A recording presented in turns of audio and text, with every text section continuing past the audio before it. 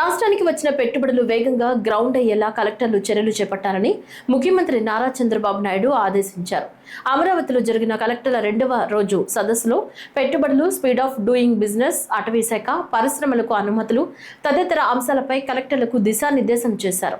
పెట్టుబడులు ఆకర్షించేలా జిల్లా కలెక్టర్లు ఎప్పటికప్పుడు చర్యలు తీసుకోవాలన్నారు. Visakha, Amaravati, Tirupati economic region development ప్రాంతాలుగా అభివృద్ధి చేస్తున్నట్లు తెలిపారు. ఓర్వకల్లులో పారిశ్రామిక క్లస్టర్ రూపకల్పన చేసినట్లు తెలిపారు. You are going to create wealth create చేసి పేదరికాన్ని నిర్మూలిస్తాం, జీవన ప్రమాణాలు పెంచుతామంటే ఇండస్ట్రీ లేకపోతే ఏ విధంగా చేస్తారు? ఇండస్ట్రీ, సర్వీసెస్, దీనికి పెట్టుబడులు రావాలి. ఇక్కడ కావాల్సింది మీ ఓరియంటేషన్ మారాలి.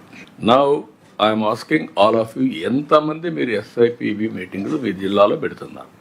డిస్ట్రిక్ట్ ఇన్వెస్ట్మెంట్ డిఐపిబి పెట్టిన తర్వాత ఎంత ఇన్వెస్ట్మెంట్ వస్తూ ఉంది? రెండోది, ఎంత మీరు, ఇది కూడా రేపటి నుంచి మీరు నాకు వర్కౌట్ చేయాల్సింది జిల్లా వారీగా ఇన్వెస్ట్మెంట్స్, స్పీడ్ ఆఫ్ డూయింగ్ బిజినెస్లో వేర్ డిస్ట్రిక్ట్.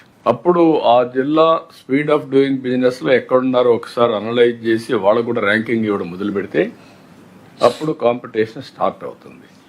రెండోది, మీకు కొన్ని జిల్లాల్లో కొన్ని అడ్వాంటేజెస్ ఉన్నాయి because of logistics, because of historical reasons.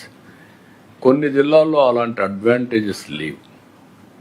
అక్కడ మీరు ఎక్స్ట్రా ఎఫర్ట్ పెట్టాలి. How to create? One is agriculture structural డెఫిషియన్సీస్ని కరెక్ట్ చేయడం.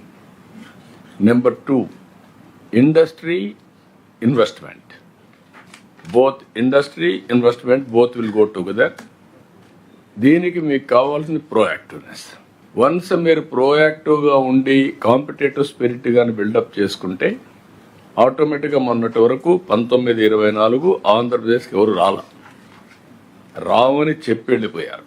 అదే సమయంలో కొన్ని ఇక్కడ పేట్రియాటిక్గా వచ్చి నేను ఈ రాష్ట్రంలో పుట్టాను, ఇక్కడ ఇండస్ట్రీ పెట్టాలని తిరుపతిలో ఇండస్ట్రీ పెడితే కార్పొరేట్ ఆఫీస్ కూడా పెట్టారు అమర్రాజు.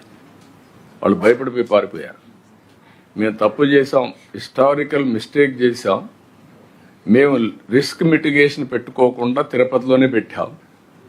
ఇప్పుడు వచ్చిన తర్వాత మేమందరం ట్రబుల్లో పడ్డామని భయపడిపోయే పరిస్థితికి వచ్చారు. This is where investors confidence. పోటీ ప్రపంచంలో ఆంధ్రప్రదేశ్కి రావాల్సిన పని లేదు.